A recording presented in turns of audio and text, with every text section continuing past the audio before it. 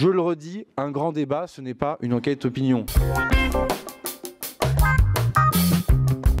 C'est autre chose, un grand débat, c'est donner la parole aux Français, les permettre de les écouter, de les considérer, et donc à un moment donné de donner une photographie de ce qui s'est dit, non pas pour légitimer ou pas d'ailleurs une décision politique, mais aussi pour trouver des solutions et les entendre en la matière. Ce travail, il ne sera pas immédiat. Il prendra sans doute un peu de temps si nous voulons construire un compromis démocratique qui nous permet de mettre en œuvre des solutions puissantes.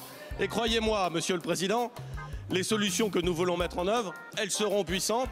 Alors dans ce cas, nous devons constater ce qui a été dit, fixer les directions, travailler avec les corps intermédiaires et faire en sorte que ce débat inédit permette à notre pays de poursuivre un travail de transformation indispensable au service de nos concitoyens. Imaginez qu'il serait possible de sortir du grand débat national par une série d'annonces, de vérités révélées ou révélées après avoir écouté le grand débat, c'est se tromper sur la nature même de l'exercice et sur la volonté même de ceux qui ont participé. Donc il y aura forcément certaines personnes qui n'y trouveront pas leur compte, parce que c'est aussi, là encore, la loi de la majorité, hein. On est dans une démocratie.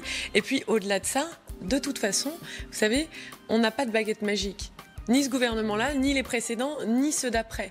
Il y a des réalités qui sont aussi que nous sommes dans un contexte européen, dans un contexte international, dans un contexte budgétaire donné. Et donc ce que nous vivons tous au quotidien, vous comme moi, c'est aussi une forme d'insatisfaction permanente de nos sociétés et de refus de toute frustration. Et nous avons à vivre avec ça, vous le savez.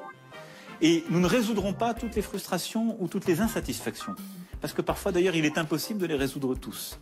Nous aurons toujours à vivre avec les impatiences. Mais il y a des impatiences légitimes, d'autres qui le sont moins. Il y a des priorités et des angoisses profondes et nous devons apporter ensemble une réponse.